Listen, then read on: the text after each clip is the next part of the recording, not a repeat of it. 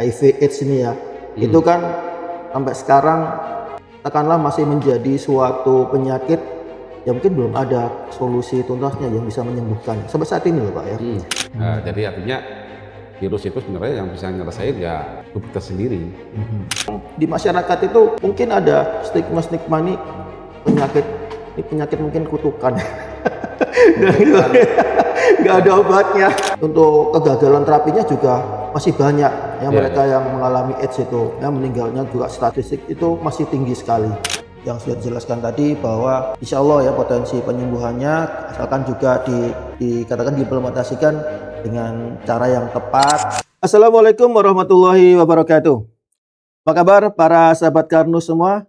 Dimanapun Anda berada, jumpa lagi dengan saya Iswan Karnusi dalam acara podcast Anda Bertanya, Karnus Menjawab. Ya, sebuah acara podcast yang tentu saja diadakan oleh Konsep Karnus dalam rangka ikut memberikan sumbangsih ya. Katakanlah bisa memberikan solusi kepada masalah-masalah kesehatan tentunya yang terjadi di masyarakat ya, masalah-masalah aktual tentunya yang mungkin banyak yang belum ada solusinya. Nah, ini Konsep Karnus bisa berpartisipasi lah ya, ikut meningkatkan taraf kesehatan masyarakat tentunya.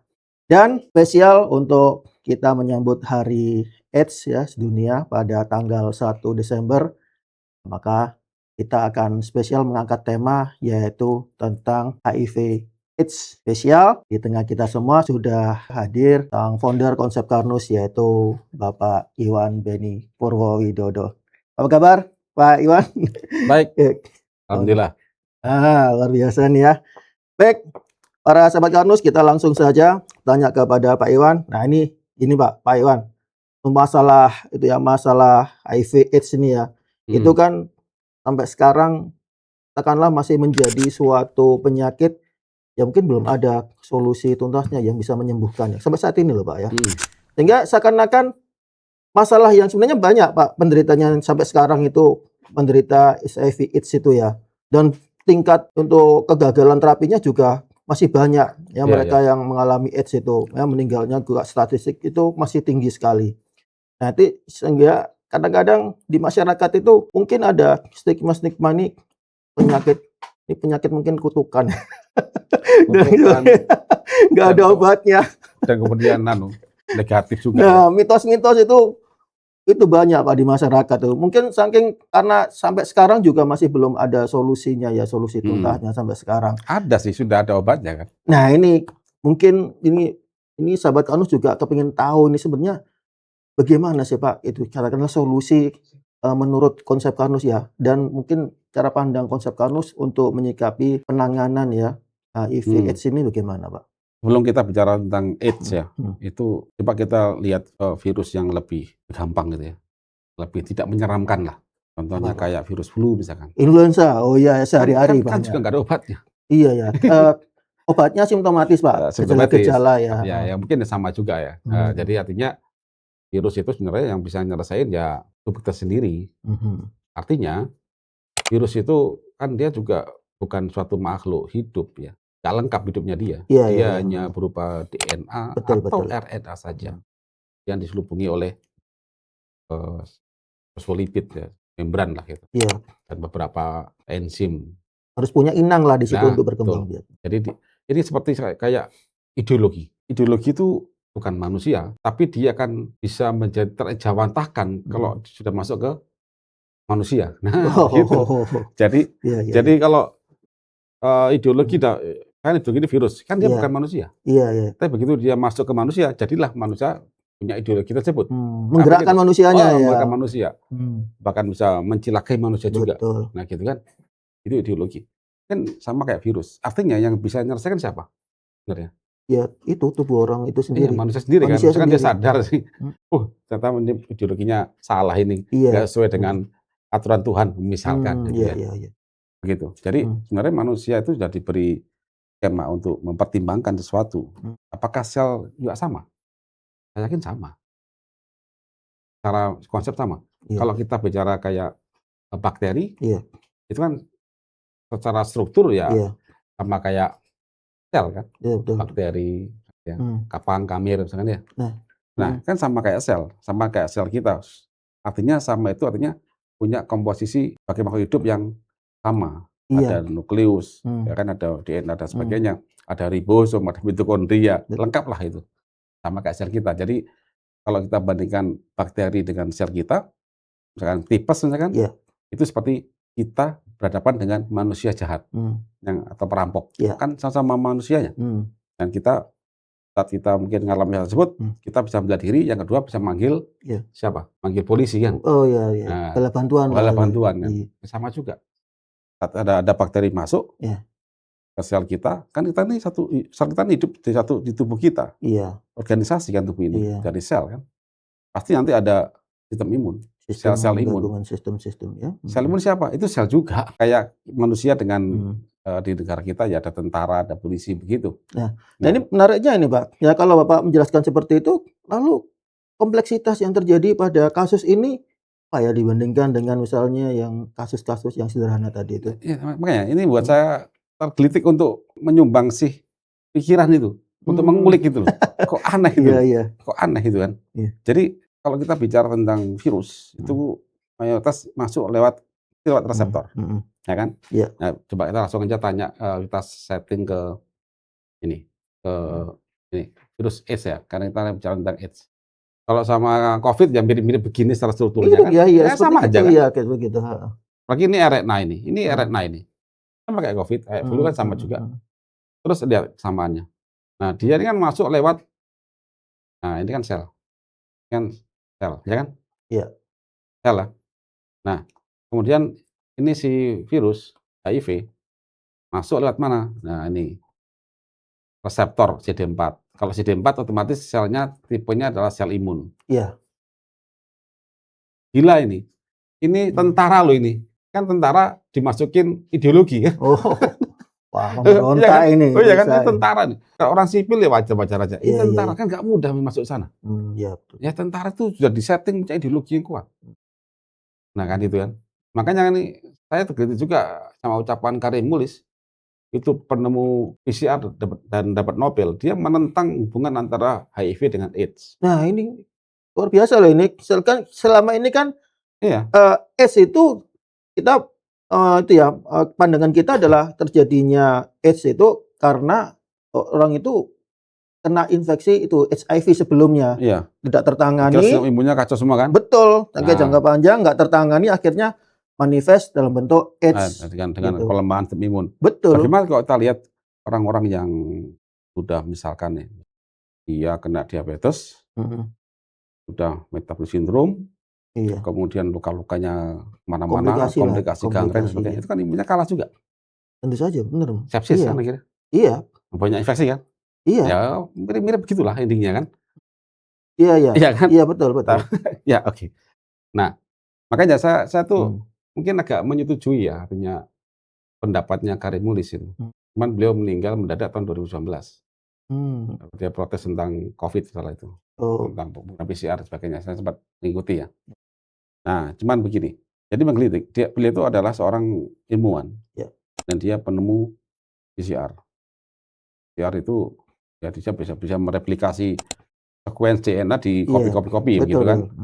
Nah, yang saya sih mungkin setuju dengan dia. Artinya dari PCR itu tidak bisa kita mengekstrapolasi bahwa ini adalah jejak dari virus ABCD. Karena PCR itu mengambil sekuens DNA. Iya. Dengan DNA itu kan panjang banget. Betul. Panjang banget. Bahkan ada yang katakan 2 kali lingkaran bumi kalau DNA itu dianukan. Nah, kita cuma dapat potongan sedikit lalu kita mengatakan bahwa oh ini adalah jejak dari virus ABCD. Nah, begitu loh. Tapi kan itu Pak, katakanlah kalau misalnya sudah disetting untuk pemeriksaan itu kan spesifik gitu loh Pak, mengenali sesuatu hal yang spesifik banget. Sekarang DNA itu isinya apa sih kodenya? Ya itu Pak. Adenin, guanin, sosetimin. Begitu kan? Iya.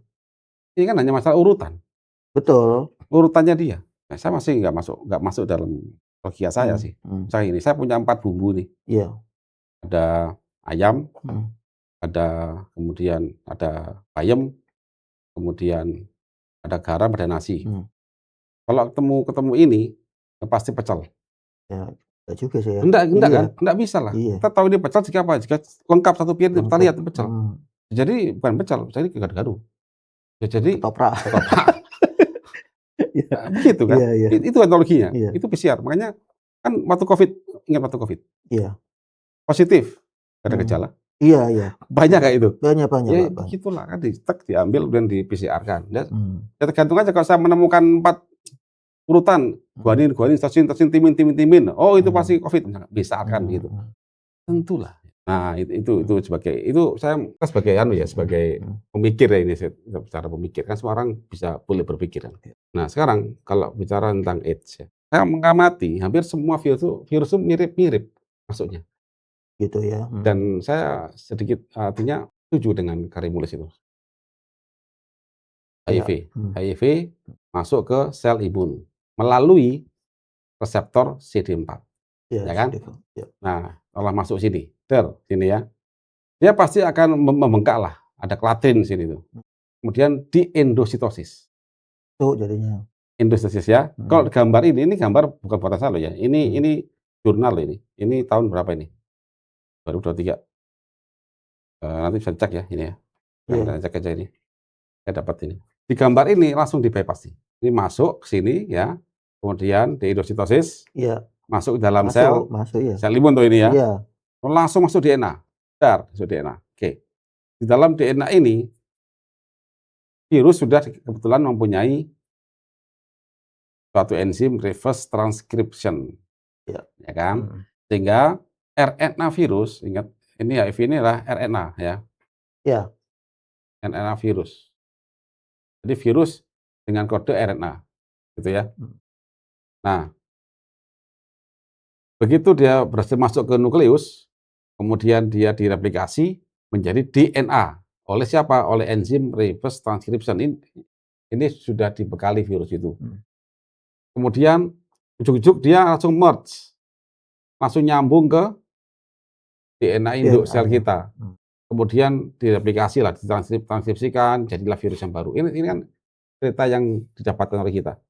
Iya. Begitu ya. Seolah-olah kita wah mengerikan gitu ya. Tapi ada loh, ada mati. Ini ada tahapan yang lewat loh ini. Sekarang begini. Tahapan yang kelewatan. Kita nggak bisa bicara tentang virus ini dulu. Virus flu. COVID kan sama. COVID pakai angiotensin kan? Iya. Sorry kan? Iya. COVID pasti angiotensin. Iya. Seret sini kan sama aja.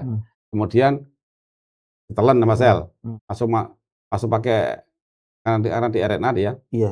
Dia nggak pakai transkripsi, langsung pakai mungkin ribosom atau gimana dia ditranskrip. Iya. Proliferasi kan gitu kan. Nah gitu. Kemudian pada saat ada dulu zamannya COVID, ada orang kena COVID, ada orang nggak kena COVID. Dan itu dia nyebar semua tuh. Kok bisa orang yang nggak kena COVID kayak saya, katakan. Imunitasnya Bapak bagus. Nah itu poin. Kenapa saya bilang lag di sini? Ini ada lag di sini. Iya. Cucu masuk ke sini, ke DNA. Nah, coba kita bicara tentang membran sel. Ini sel, apapun sel Anda ya. Jadi gini, saya langsung masuk sini. Jadi, setelah ini virus ini. Ini virus, ini virus. HIV. Iya. Ya, ini sedangkan yang merah bata ini ya. Adalah reseptor. Reseptor CD4. Gitu ya. Nah, artinya dia pakai apa sih?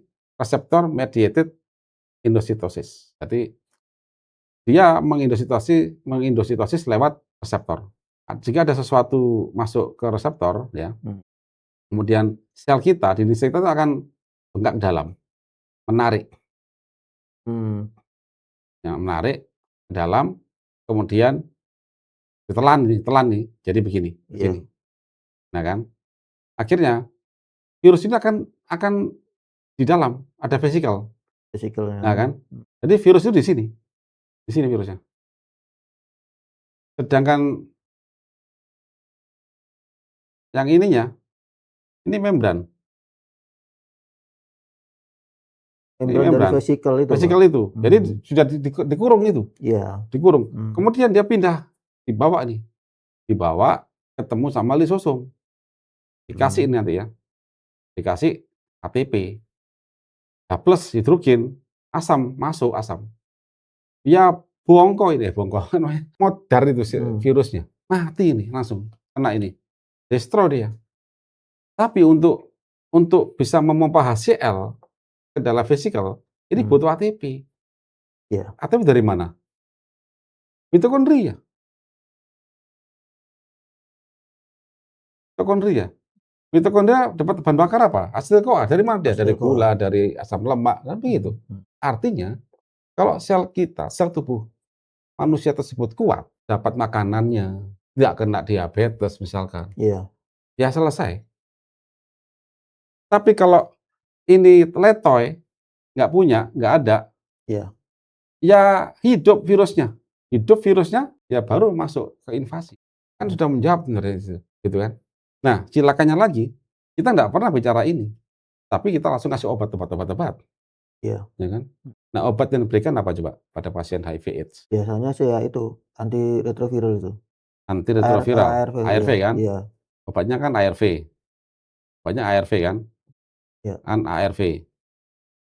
ARV ini adalah obat menghambat inhibitor ya. Dia inhibitor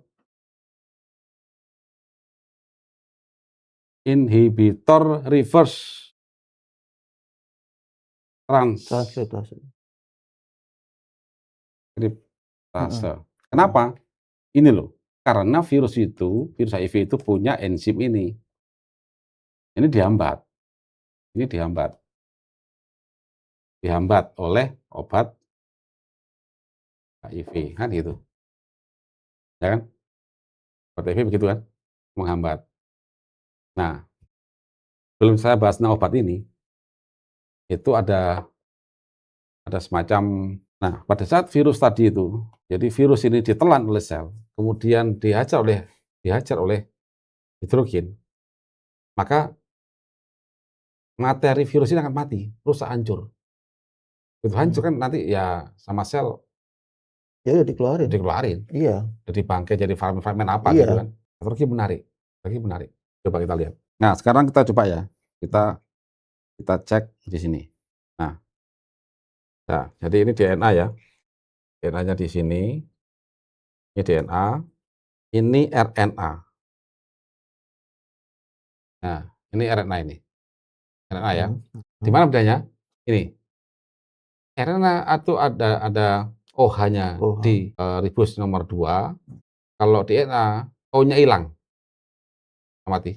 Iya. Ya kan? Ini OH, ini O-nya hilang. Ini H+. Iya. Apakah ini hanya sekedar kebetulan atau nggak ada maksud begitu Tuhan bikin begini? Nah, gitu kan? Enggak. Jadi, secara struktur DNA itu memang kuat dan stabil karena gugus polarnya cuma OH doang. Kalau RNA 2 OH, artinya dia semakin polar dan dia nggak stabil. Nggak stabil. Kalau kita bikin gambar mungkin 3 dimensinya, nah ini. Jadi, mati. Ini adalah RNA karena ada 2 O di sini. Nah, ya. Ini bentuknya. Dan jaraknya ini lebih dekat. Ini lebih dekat. Mati. 1,509 Armstrong ya. Nah, kalau DNA, ini DNA. Nih. Ini 1,518 jaraknya aja. Dan di sini kelihatan bahwa ada elektron lone pair dari oksigen. Sehingga apa? Apa artinya sih? Kalau DNA itu tidak mudah rusak sebenarnya dari ikatannya. Lebih stabil. Kalau RNA lebih mudah rusak. Ya. Mudah rusak. Mestinya virus RNA itu begitu ditelan oleh sel kita, masuk ke sel kita, ya rusak. Kalau DNA nggak semudah itu. Nah, contohnya apa virus DNA? Herpes, ya kan? Herpes. Nah, kalau herpes aja kita sudah biasa kan. Padahal secara teknologinya herpes lebih stabil dibandingkan virus HIV. Iya. Karena HIV adalah RNA virus. Herpes DNA virus. Tapi kita dengan herpes biasa-biasa aja kan, santai aja. Tapi kalau RNA kemudian bisa menjelma jadi DNA, gimana Pak? Makanya dia pakai reverse transkriptase. Gitu. Itu ya, nah, kita bahas ya. Jadi tadinya saya bilang bahwa pada saat dia itu masuk ke sini, kalau ini virus RNA, HIV kan RNA virus, dia sangat sangat mudah hancur karena nggak stabil RNA itu. Itu poin pertama ya. Artinya ini harapan kan, harapan bagi kita supaya tidak boleh kena virus apapun, termasuk HIV. Bagi sudah kena, nanti kita bisa tweak di sini. Oh, maksudnya kita harus penangannya di sini ya, di fase ini, Pak ya. Fase ini. Iya. Ada fase ini ya tanda tangani. Tapi untuk menjalani fase ini Anda punya cara. Jalankan namanya konsep Karnus itu penting. Okay. Untuk di sini ya. Yeah. Itu. Ada caranya karena kita harus dapat ATP. Ini poin pentingnya di ATP ini. Yeah. Ini ke mitokondria bermainnya. Dan itu bukan solapan. Oke, sekarang kita bisa bicara ke ARV. Nah, ARV kan menghambat transkripsi dari RNA ke DNA. Iya. Betul kan? Iya. Dihambat kan? Iya. Seolah-olah itu hebat kan? Iya. Jangan sampai berubah menjadi gitu ya, stabil DNA. Ya. Ini celakanya. Nah, ternyata tubuh kita, tubuh manusia, sel manusia itu ada yang punya enzim ini. Enzim ini terdapat pada stem cell. Stem cell, yaitu apa namanya? Telomerase. Ya. Nah, sekarang kita bahas apa itu telomerase kan gitu. Ya, kita bahas telomerase ya. Jadi gini, soal sel. Sel ini kan sel nih. Sel. Dia itu replikasi. Jadi 4 kan mitosis ya, Iya. Artinya DNA-nya double Iya. DNA-nya kan. Nah, terus bagaimana skema DNA itu? Nah, coba kita lihat di sini DNA itu. DNA kan pasangan begini. Iya. Ya kayak rambut dikepang gitu kan. Iya. Nah, kalau kita mau mereplikasi, kan kita harus buka ini. Kita buka kan. Buka ke sana, buka ke sini kan. Nah, begini. Nih. Kita buka nih, ya kan? Kita buka. Jadi Anda bayangkan kalau itu kita buka, ya kita buka. Ini ada enzimnya ya. Iya.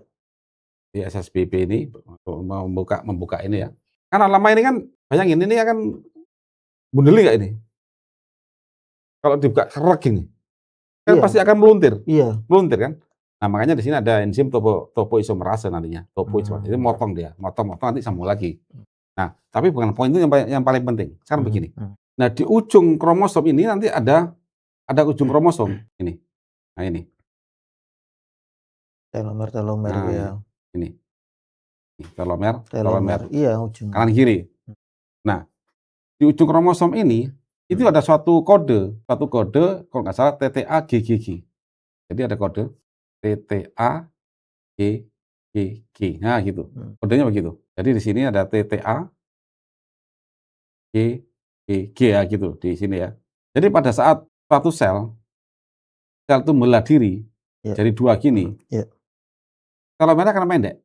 Itu kena kode ini maka dia berhenti. Dia berhenti. Dia membelah diri lagi pendek. Tambah memendek. Mondok akhirnya dia tidak bisa lagi replikasi. Ini pada sel yang biasa. Iya. Tapi pada stem cell kan tidak boleh begitu. Stem cell kan dia harus belah diri terus. Selalu ya.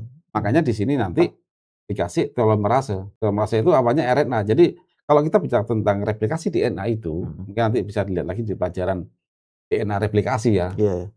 Saya nggak menerangkan itu lebih dalam karena ini panjang saya terangin di sini. Iya. Jadi begini, pada saat pertama kali dibaca, jadi akan dibaca dari 3 ke 5. 3 ke 5. 3 ke 5 itu nanti ada baca lagi itu pada ribosa 3 dan ribosa ke 5. Ya kan? Dia kan begitu. Iya. Nah, kita jelasin lagi dah ya. Someday ya di kuliah Karnus ada nih materi ini. Iya. Nah, gitu ya. Lalu pertama kali start ini akan pakai RNA dulu. RNA ini RNA nih. Ini RNA. 3 bahasa ini RNA semua. Nanti ada OH di sini. Baru DNA replikasi, DNA polimerase 3 akan nyambung DNA-nya. Seret begitu. Gitu ya.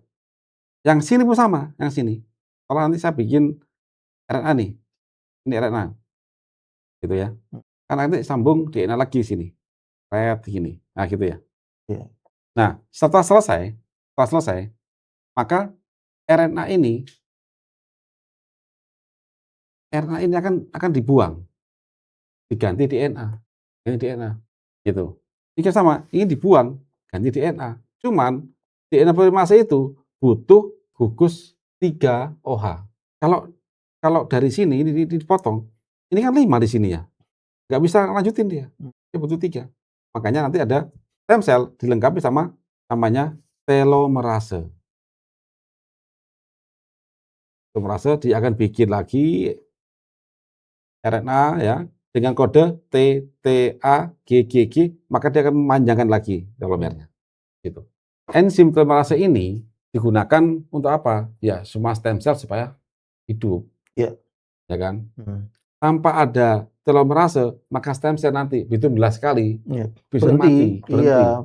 Nah, sekarang kan ini yang paradoks. Obat HIV itu adalah obat yang menghambat reverse transkriptase. Karena dia sama juga fungsinya, ya. Ada suatu enzim yang sama dengan enzimnya si virus, yaitu telomerase ini. Telomerase ini adalah reverse transkriptase.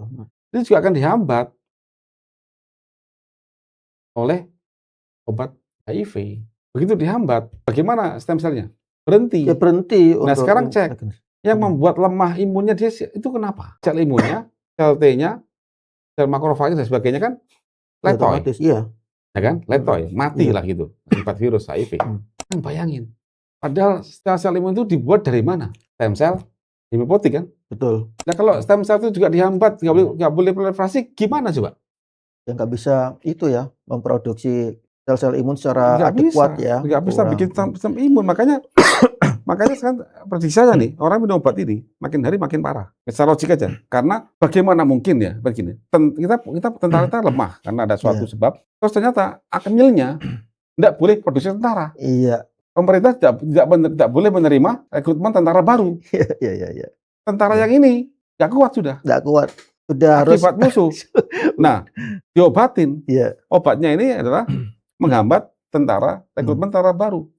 Ya gimana? Ya, ini definisi jelas mengatasi masalah dengan cara menambah masalah ini.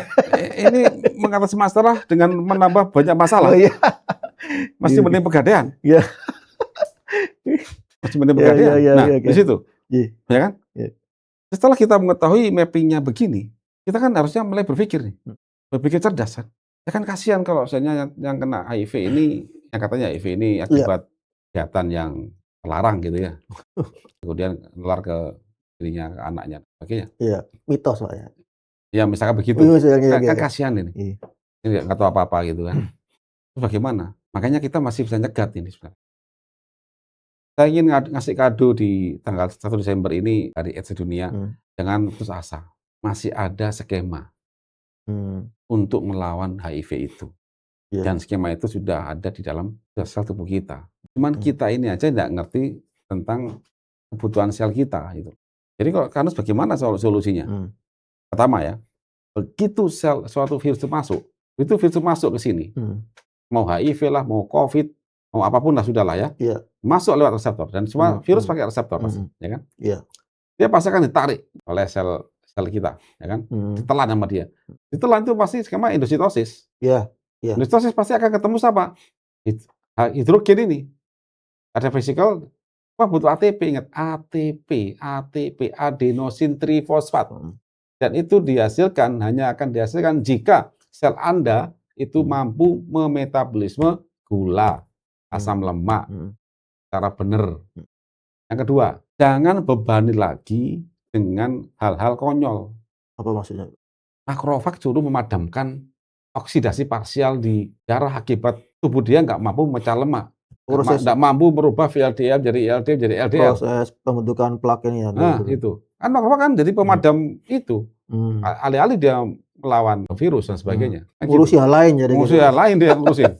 Dia nggak bisa. Padahal begitu sel itu kena HIV atau virus, makrofag dan dendrit itu suatu sel yang akan mencari tahu dan dia akan memberikan informasi ke sel imun, ke intelijen sel kita, T sel, T helper sama B sel untuk bikin antibody.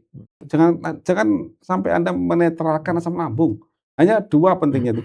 Jangan menetralkan asam lambung. Yang kedua, pelajari makanan manusia. Setelah Anda tahu itu, hiduplah sebagai manusia. Kan ada pola hidupnya bagaimana, pikiran bagaimana. Pikiran itu yang terakhir-terakhir lah. Jangan semuanya pikiran. Sekarang nggak ada orang nggak mikir. Dalam kondisi begini, geopolitiknya begini. Mikir semua orang-orang. Kan? Ada yang mikirnya kenceng nggak apa-apa. Ada yang baru sedikit mikir udah letoy. Karena apa? Otaknya nggak dapat makanan. Iya, iya. Baik lagi. Itu. Nah kita jangan mau lah di framing alih-alih diobatin tapi malah memotong sumber resources untuk melawan virus secara endogen tubuh kita. Jadi analoginya gini, negara itu diserang oleh musuh, kemudian kita ngobatinya itu adalah melarang rekrutmen tentara baru. Padahal butuh tentara ya. Ini HIV itu. Makanya Karim Bulis menantang itu.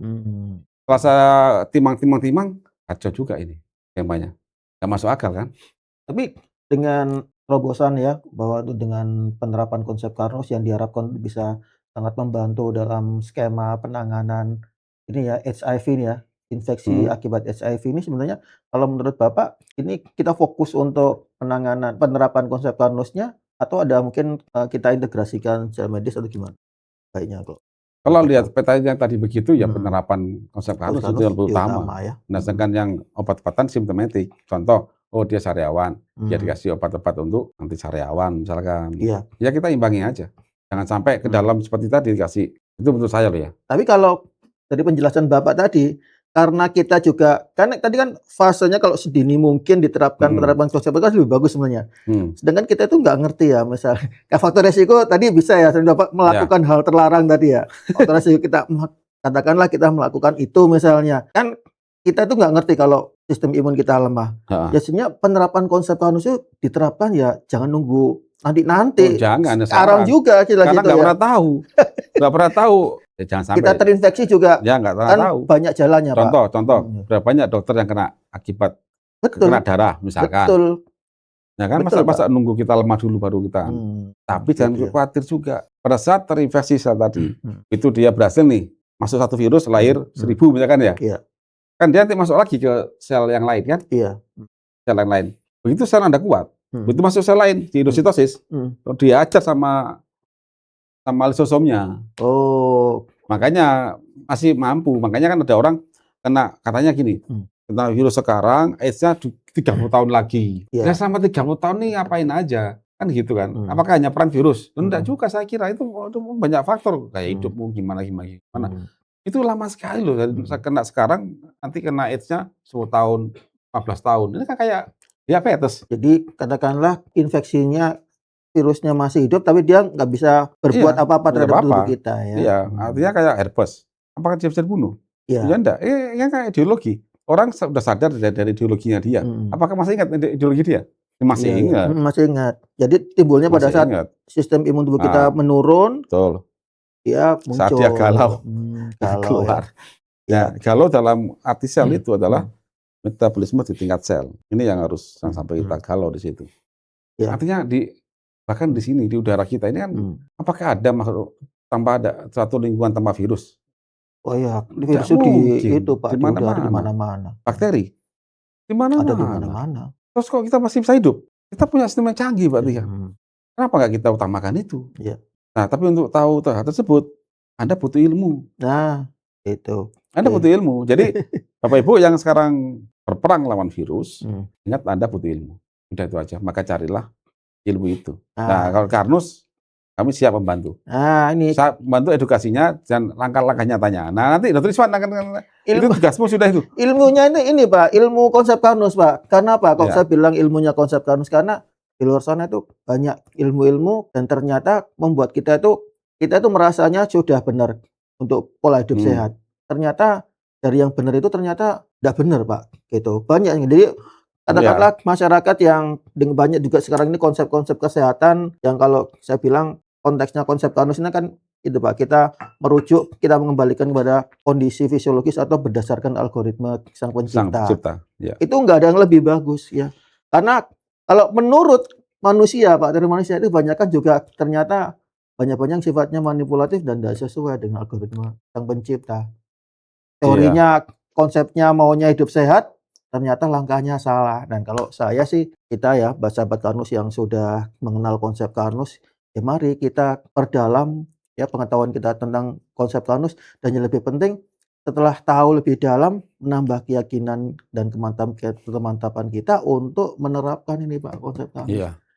Kalau kita tahu toh nggak diterapkan ya Karena gimana, ada Pak? hal-hal yang paling juga menggelitik saya juga nih akhir-akhir Iya. ini. Banyak loh ahli kesehatan masih menyamakan antara kolesterol dengan trigliserid.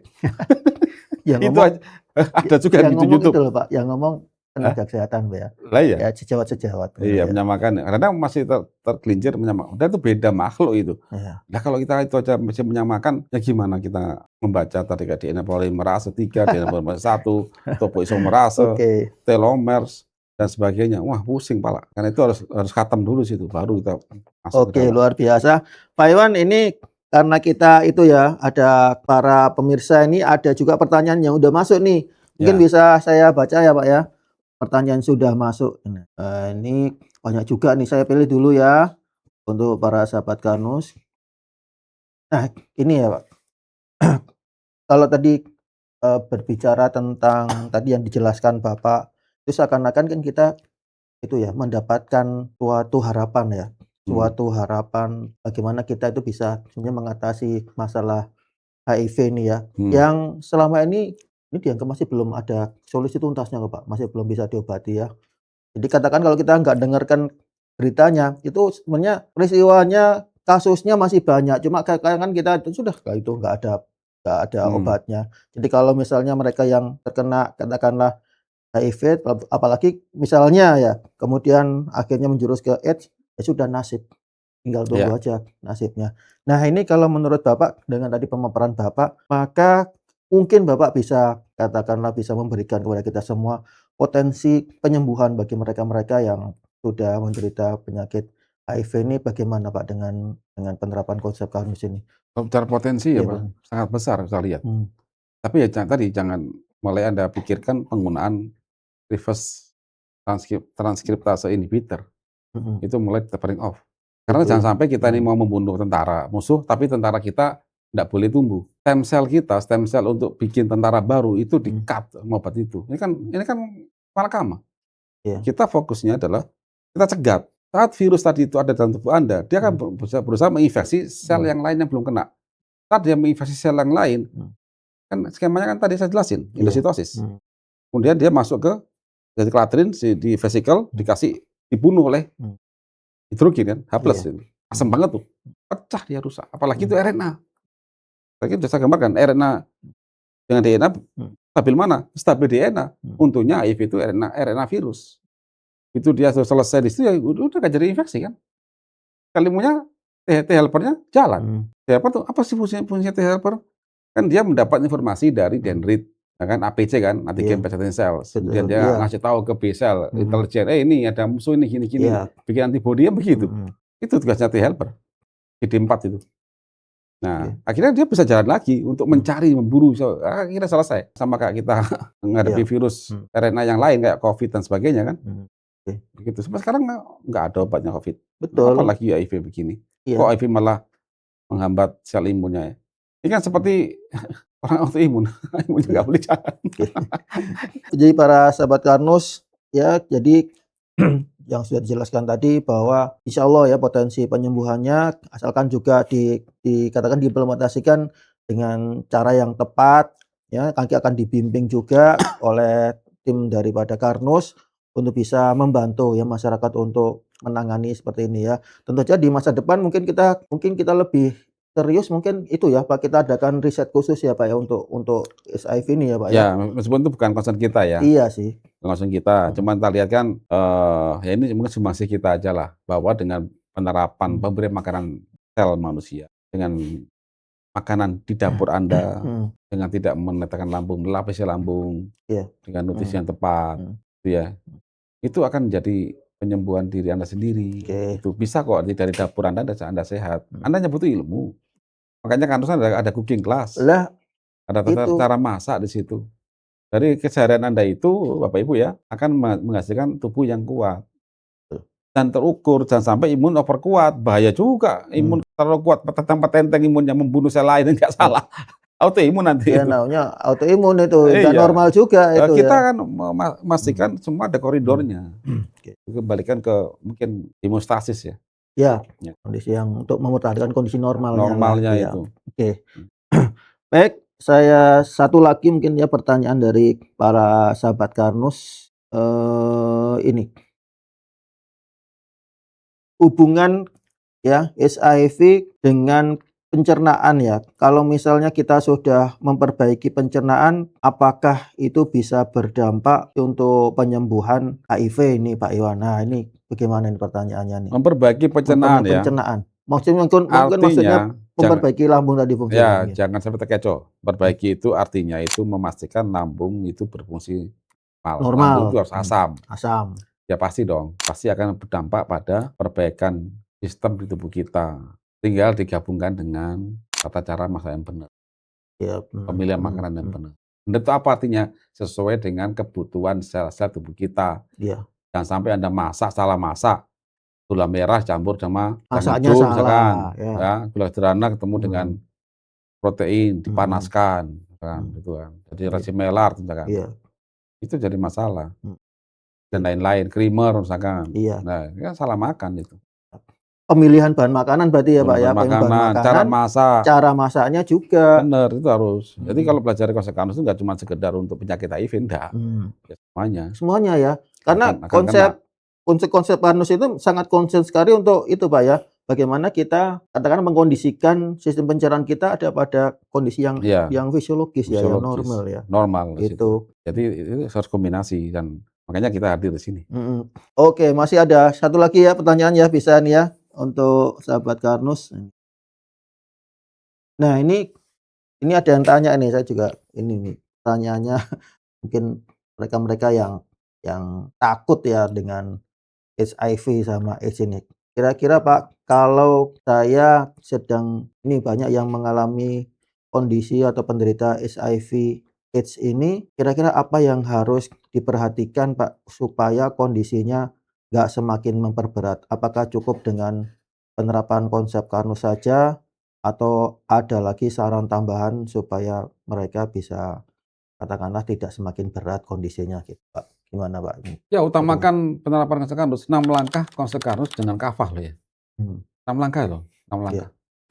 Berbagi metabolisme, breakdown lambung tidak boleh netral, lapisi lambung. Kemudian lindungi darah dari oksidasi parsial. 2 hal itu Anda butuh bantuan, nutrisinya ada itu khusus.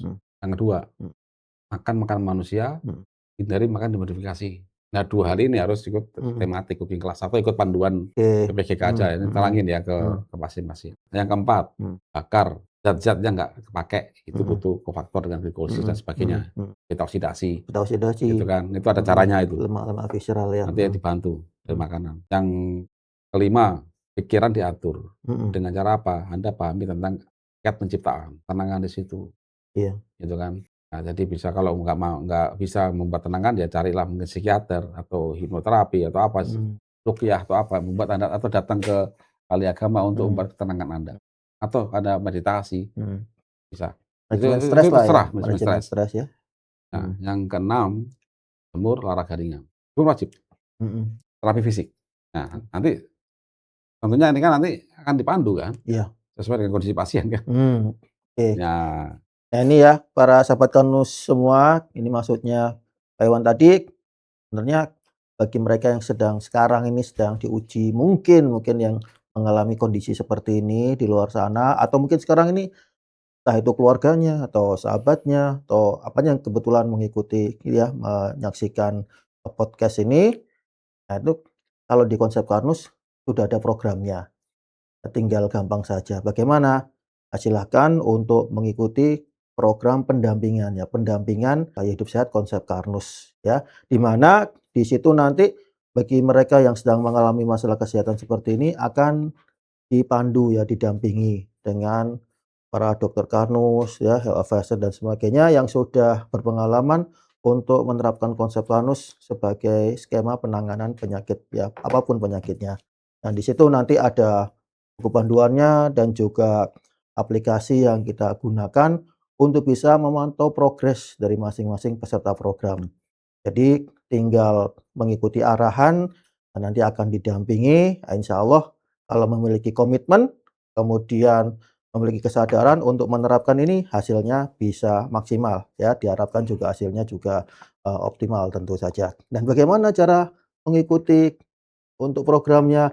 Mudah saja, langsung kontak hotline dari Karnus Care. Karnus Care ini adalah pusat implementasi konsep Karnus untuk penanganan berbagai macam masalah penyakit yang ada di masyarakat. Bagi mereka yang ingin mengikuti program ini, silakan kontak langsung di hotline Karnus Care di 0821 4586 1240 ya.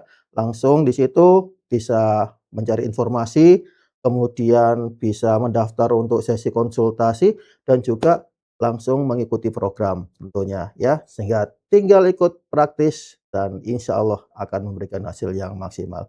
Oke, Pak Iwan, tentunya kita ingin berlama-lama nih, tapi waktu juga yang memisahkan. Terima kasih untuk advice dan juga tadi ya ilmu-ilmu yang diberikan untuk sahabat Karnus semua. Semoga konsep Karnus juga ke depannya juga bisa membantulah ikut turut serta meningkatkan taraf kesehatan masyarakat dan menjadi solusi untuk berbagai masalah kesehatan masyarakat gitu ya, Pak Iwan ya. Amin, amin. Baik, para sahabat Karnus dimanapun Anda berada, tentunya harapan kita agar para sahabat Karnus bisa mendapatkan pemahaman yang lebih dalam, lebih baik tentang konsep Karnus. Harapan kami agar Anda semua para sahabat Karnus bisa menerapkan konsep Karnus ini pada kehidupan sehari-hari, sehingga manfaat besar dari konsep Karnus bisa kita rasakan. Bukan hanya pada diri kita, tapi juga buat keluarga dan juga sesama. Saya Iswan Karnusi dan juga Bapak Iwan Beni Purwododo undur diri, kurang lebihnya kami mohon maaf. Harapan kami Anda semua tetap sehat bersama konsep Karnus, karena konsep Karnus adalah cara cerdas untuk Untuk sehat. sehat.